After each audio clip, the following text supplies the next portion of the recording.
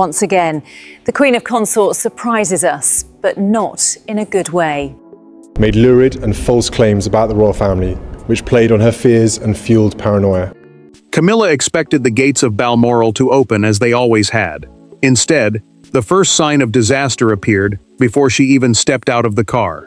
Her formal arrival card no longer carried the words Queen Consort. The household register had been altered. The ceremonial schedule had been rewritten. And somewhere inside the castle, every official palace record bearing her consort title had already been removed, as though the crown had decided to erase her before confronting her. Before we go deeper into what this really means for the royal family, make sure to subscribe so you don't miss a single update. Camilla had traveled north expecting peace. Her staff had been promised a private reception with King Charles, officials and family members after weeks of strain. Balmoral, the monarch's private Scottish residence, was meant to offer space for reconciliation. Yet the silence at the entrance told her that reconciliation was no longer the purpose of this visit. A footman opened the door and offered only, "Welcome to Balmoral, ma'am." Camilla froze with one hand on the frame. She asked him to repeat the greeting. The young man lowered his eyes and said the same words again. No title, no recognition. Charles was nowhere near the entrance, and his absence hurt more than the mistake she hoped this might be. Her private secretary stepped forward and handed her a cream-colored arrival card. Camilla read it once, then again. The words Queen Consort had vanished.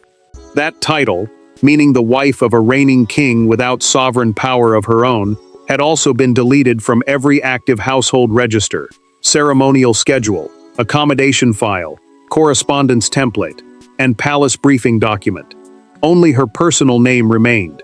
Camilla ran her thumb across the card and felt a faint indentation where the original title had been printed. Someone had replaced it hours earlier. Her fingers loosened. The card fell onto the wet ground, and no one moved to collect it until she had stepped inside. The humiliation deepened upstairs. Her usual royal apartment had been reassigned, its brass nameplate removed, and her luggage redirected to a smaller guest room in another wing. The palace was physically moving her away from the position she had occupied beside the king. Then a senior courtier approached. He spoke carefully, as though every word might break something already cracked. Prince William was waiting in Charles's private library, with the original order authorizing every removal. The prince had been instructed to read it to her personally. The title had vanished from the paper, but Camilla still did not know whose hand had ordered the erasure, or why the man she married had chosen silence over explanation. Behind the altered records stood three people, bound together by blood, marriage, and a history none could escape. Camilla saw the title as proof that years of rejection had ended. Charles saw it as part of the legacy he had fought to secure. William saw it as a responsibility that could never outrank the monarchy. At Balmoral, those meanings were about to collide, turning a decision into a family reckoning. Camilla had never treated the consort title as decoration. The designation meant the recognized spouse of a reigning monarch, a role built on support rather than independent power. For her, it marked the end of decades under suspicion, compared with Diana, and tolerated rather than welcomed. Losing it did not feel like an adjustment. It felt like exile returning under another name. William understood the title differently. He believed royal positions existed to serve the crown, not protect personal pride. The future king had watched trust rise and fall with palace decisions, and he knew one careless act could damage the institution he would inherit. Even so, the prince carried memories of his mother, resentment, and wounds he rarely named. Camilla feared those memories had entered the judgment against her. Charles sat alone before the meeting, caught between two loyalties. The king removed his reading glasses and pressed his fingers against his eyes. As a husband, he wanted to shield Camilla from humiliation. As monarch, meaning the person who legally embodies the crown, he had to preserve order. Either choice threatened something he loved, and silence would not protect him forever. Anne had reviewed the household records and supported the suspension. Princess Anne, known for placing duty above comfort, gave the decision a weight Camilla could not dismiss. Catherine had also warned William during a conversation that challenging his father could fracture their relationship. Yet the Princess of Wales agreed that a title could not remain active when senior officials no longer trusted how it was being used. Charles reached the library before Camilla, but stopped outside. William watched through the partly open door as his father gripped the handle and failed to enter. The king stood there for seconds, breathing slowly, then turned toward his son. "Begin without me," he said, before walking away. That retreat changed everything. William opened the sealed file, a document restricted to readers, and found more than an order removing a title. One page referred to a breach at a closed ceremony, an incident Camilla believed had been contained. To understand why the palace had erased her title, the family would have to return to the night when she crossed a boundary the crown had warned her never to approach. The fall did not begin at Balmoral. It began 6 weeks earlier, inside a sealed chamber at Windsor, during a ceremony attended by only 7 people. No cameras recorded what happened. No public statement followed. Yet one decision made in that room changed the balance of trust within the royal family. Camilla entered believing her position entitled her to intervene. She left convinced she had protected Charles. Everyone else left knowing that a line separating the consort from the sovereign had been crossed. Charles entered the regency chamber carrying the burden of a decision he hoped would remain private. The chamber was a secure royal meeting room used for sensitive matters of state, and that morning it held William, Anne, Catherine, Camilla, and 2 constitutional advisors. The king was there to approve an emergency protocol, a written plan explaining who would handle royal duties if illness or travel prevented him from acting. Camilla had grown suspicious before the meeting even began. She believed the new arrangements placed William and Anne too close to the center of power while reducing her to a ceremonial figure. The Queen Consort watched the prince review the document, then interrupted him sharply. No plan affecting Charles, she insisted, should move forward without her approval. William answered with care, but not softness. The future king said a consort had no constitutional veto, meaning she could advise the monarch, but could not block an official decision. Camilla turned toward her husband, waiting for him to correct his son. Charles lowered his eyes and remained silent. In that pause, her embarrassment hardened into anger. The breaking point came seconds later. As the king reached for the ceremonial pen, Camilla pulled the emergency protocol from beneath his hand. "This will not be signed today," she declared. Charles froze. William stood. Anne watched without blinking. The act was no longer a family disagreement. She had interrupted the sovereign's formal approval and taken control of a restricted crown document. Camilla carried the paper into an adjoining room and ordered her private secretary to prepare amendments expanding her role. One constitutional advisor witnessed the instruction and recorded it in a sealed memorandum, a confidential written account later delivered to William and Anne. Anne followed immediately. Princess Anne removed the protocol from the desk, held it firmly against her chest, and spoke without raising her voice. "This belongs to the crown, not to any of us." Camilla said nothing as she left. Charles later approved the original plan. Then he signed a second confidential instruction ordering a review of Camilla's official designation. The Windsor confrontation had created the evidence, but Balmoral would force her to face the people who had turned that single act into a judgment on her entire royal position. There were no aides inside the library when Camilla entered. William stood beside the long table. Anne remained near the fireplace. Charles was seated at the far end, his hands folded over a blank sheet of paper. For several seconds, nobody offered her a chair. Then William opened the sealed file and read the sentence she had feared most. Her consort designation was no longer recognized in the active records of the royal household, effective immediately and without ceremonial exception. Camilla felt the room close around her. The meeting would remain private unless she challenged the decision publicly, William explained. Without courtiers, meaning palace officials who normally manage royal procedure, there would be no formal language to soften what followed.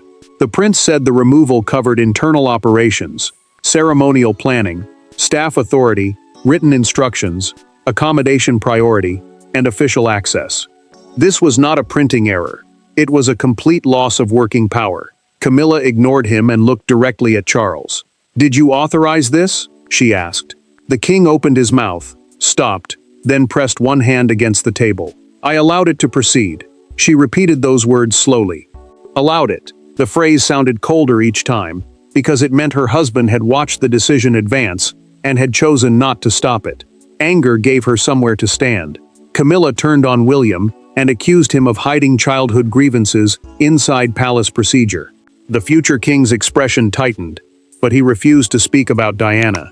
He said the judgment concerned conduct witnessed by people still living, people who had watched her take a restricted crown document and attempt to change its purpose. Anne moved before anyone else could answer. Princess Anne placed the Windsor advisor's sealed memorandum on the table.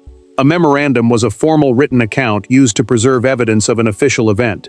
She said it recorded the exact moment Camilla removed the emergency protocol and ordered amendments expanding her own role. Charles had been advised to correct the matter privately. He delayed. William and Anne then warned him that silence would force a household response. Camilla dragged a chair away from the table. The harsh scrape broke the stillness, yet she remained standing. "Look at me," she demanded. Charles finally raised his eyes. She found grief there, but no resistance, and that sorrow frightened her more than anger could have done. William turned to the final sheet without revealing it. 2 signatures waited at the bottom. One was expected. The other would destroy Camilla's belief that Charles had acted under pressure. She had entered prepared to fight William, but the authority behind her removal reached closer than she had imagined. William did not slide the page toward Camilla immediately. He turned it slowly, allowing the signatures to face her across the table. The first belonged to the future king, confirming his support as heir. The second belonged to Charles himself. Not an initial, not a reluctant annotation. His full sovereign signature appeared beneath the order, authorizing the palace to remove the consort title from every operational record under the monarch's control. Camilla stared at the page as if it accused her. The order was an internal designation ruling, a palace decision changing how the household recognized and used a title without requiring Parliament to act. Charles could still call her his wife and honor her privately, but royal departments would no longer accept instructions issued under the consort role. William's signature made the judgment harder to undo. As heir, the prince represented the monarchy's next reign, and departments understood what his support meant. Restoring the title against his opposition would split the household between the king and the future one. That risk alone gave the document lasting force. Camilla turned toward Charles. She reminded him that she had defended him when friends withdrew, endured public anger, and stood beside him when acceptance seemed impossible. Now he had signed away the recognition she believed he had promised to protect. The king listened without interrupting, then admitted he had delayed because he feared losing her. Charles's voice weakened as he described Windsor. He said the moment she pulled the protocol away made him feel challenged, not as a husband, but as sovereign. That word meant the person holding the crown's highest constitutional authority. Love, he said, could not be allowed to redraw that boundary. Camilla looked down and noticed the date. Charles had signed 3 days before she reached Balmoral. He had spoken to her twice by telephone during that time, and said nothing. She had traveled north expecting reconciliation, while he already knew the title was gone. Anne stepped closer, and explained that the older records had not been destroyed. Princess Anne said they had been moved into a restricted historical archive, a protected collection preserving past official documents. The palace would remember that Camilla once held the designation while denying her its power. Charles twisted the signet ring on his finger, removed it, and placed it beside the order. Camilla saw the private man beside the symbol of the monarch, and understood which one had won. A knock interrupted her. A household official informed William that revised seating plans, correspondence seals, and ceremonial instructions had already been distributed. The decision had escaped the library and was changing how everyone inside Balmoral was required to treat her. The true force of the order did not appear in the signatures. It appeared in the small corrections that followed. A place card disappeared from the king's side. A private red box was removed from Camilla's sitting room. Staff members stopped waiting for her instructions. By evening, she remained inside Balmoral, yet the castle no longer moved around her as a royal consort. Every corridor delivered another reminder that power can vanish quietly, long before the public hears a word. Camilla felt each change before anyone explained it. Balmoral staff received revised instructions identifying her as a private member of the king's family, without independent ceremonial authority. That authority meant the right to direct official arrangements in her own name. From that moment, every request from her office needed approval from Charles's household secretary or William's representative. The evening program delivered the next blow. Her place beside Charles at dinner had been moved several seats away, while Anne received the position normally given to the senior royal woman coordinating the gathering. Princess Anne did not celebrate the change. but she accepted it. Camilla understood why that mattered. The household was not waiting for the king to reconsider. Camilla summoned her private secretary and ordered the original arrangements restored. The woman's hands tightened around her notebook as she explained that every member of staff was bound by the signed directive. The Queen Consort heard obedience in the answer, but she also heard fear. Her own office no longer believed it could protect her. Charles sent a handwritten note before dinner. The king asked for time before they spoke again. Camilla read the first line, folded the page without finishing it, and left it on the bedside table. His distance made the new rules feel less like administration and more like abandonment. A locked case disappeared next. It contained official stationery and the household seal, the stamped mark used to confirm that instructions came with royal authority. Without it, Camilla could not issue orders under the title, even inside Balmoral. Minutes later, she learned that several charities had been told to await revised guidance. Her public role was already shrinking beyond the castle. Camilla entered the drawing room alone and found her original place card lying face down on a side table. She turned it over, saw the title crossed out, and slipped it into her handbag before anyone arrived. Then came William's message. The prince wanted to meet at midnight in the small morning room. No Charles, no Anne, no advisors. The palace had delivered its punishment through public gestures, but the night would bring something more dangerous. An honest conversation without titles to hide behind. William entered the morning room carrying nothing. No sealed memorandum. No constitutional advisor. No folder bearing the royal crest. Camilla remained beside the dark window, wearing the clothes from her arrival. For the first time that day, they faced each other without an audience and without paperwork defining who held the advantage. What followed was not an apology and not a surrender. It was the conversation both had avoided for years, the one in which neither could blame the institution for everything. William closed the door and stayed near it. The prince said he wanted no record of their exchange, because another documented confrontation would harden every word into evidence. Revised arrangements beyond Balmoral would be announced, and he wanted Camilla to understand the decision before strangers explained it for her. Camilla answered with anger close to the surface. She insisted that she had taken the Windsor Protocol to protect Charles from being weakened by his own heir. The protocol was the written plan controlling emergency royal duties when the monarch could not act. William replied that protection became control the moment it denied the sovereign freedom to decide. Camilla named the fear beneath her defiance. Each palace door had reminded her of the years when the family considered her unacceptable.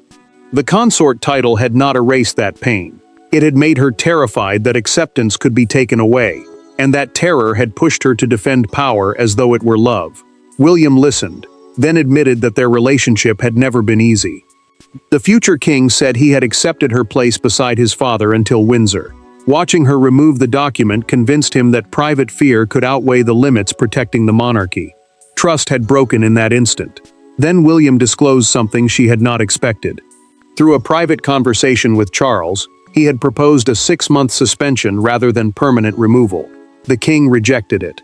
Restoring and removing the title repeatedly, he believed, would turn the crown into a negotiation inside their marriage. Finality had been his father's choice. Camilla lowered herself into a chair.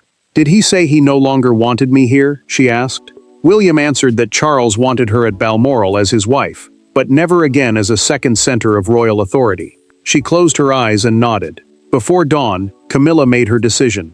She would not challenge the order or force Charles to choose again. She would attend breakfast, accept the new place, and discover whether dignity could survive after status had gone. By morning, the lost title could still ignite a royal war, or become the first restraint the family believed she owed the crown. The palace hoped to contain the decision within Balmoral until a formal explanation could be prepared. It failed before breakfast. A revised household circular reached a London newsroom, and by noon the private judgment had become a national spectacle.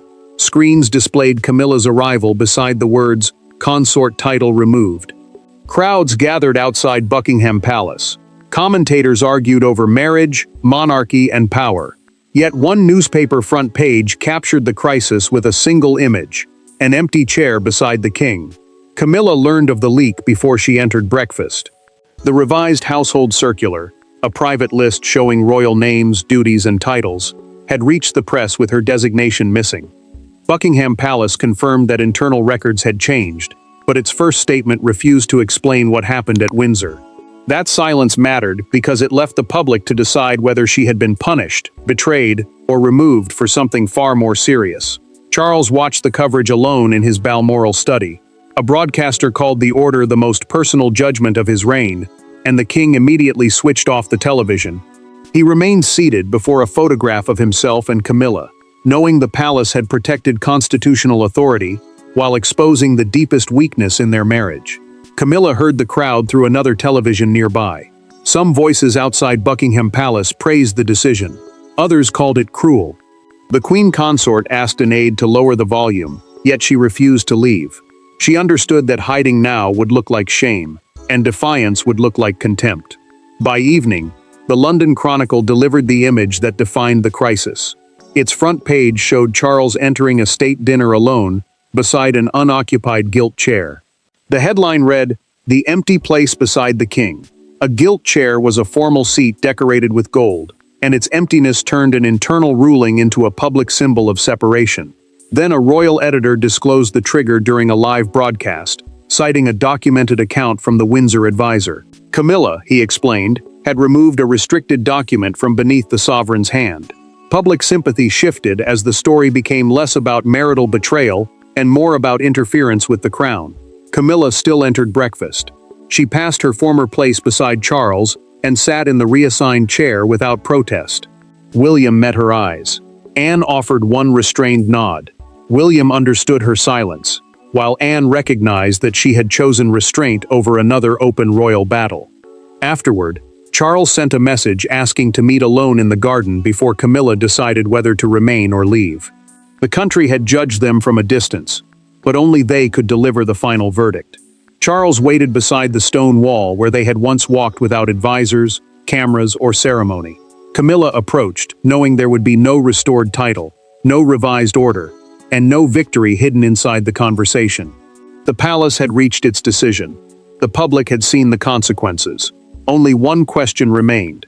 Not whether she would regain her authority, but whether their marriage could survive after the crown had drawn a permanent line between the woman Charles loved and the role she could no longer hold.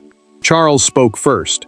The king said the signed directive would remain permanent, and no future household review would restore her operational consort title. That title had once given Camilla a recognized supporting role beside the sovereign, but the order now removed her right to command staff, receive constitutional papers, claim ceremonial precedence, or issue instructions in the crown's name. Camilla listened without interrupting. She told him the palace had divided her life into two versions: the woman who endured hostility to reach his side, and the woman now expected to remain near the throne without sharing its authority. Her grief was quiet. It felt heavier than anger, because she finally understood that nothing she said would change the decision. Charles accepted the wound he had caused. He apologized for allowing her to reach Balmoral without warning, admitting that his silence had been cowardly. Yet the monarch did not apologize for signing the order. He said the boundary crossed at Windsor had to be restored because love could not permit anyone to reach beyond the limits protecting the crown. Camilla reached into her handbag and removed the old Balmoral place card. The crossed-out title remained clearly visible. She tore it once through the center and placed both pieces in Charles's hand. She would remain for the gathering, she said, but she would issue no rival statement, challenge William, blame Anne, or demand another choice from her husband. Charles offered his arm as they turned toward the castle. Camilla looked at it, then gently refused. They walked side by side without touching. Affection remained, but royal dependence had ended. The removal did not erase Camilla from Charles's life. It permanently ended her claim to act as a separate force within the monarchy. William protected the succession. Anne protected the institution. Charles placed sovereign duty above marital fear. Camilla lost status, yet preserved dignity by accepting the judgment. And when Balmoral's doors closed that evening, she remained inside, not as the consort who once commanded the household, but as a wife who finally understood that loving the king could never mean possessing the crown. Thanks for watching. Please don't forget to like and subscribe, and we will see you in next one.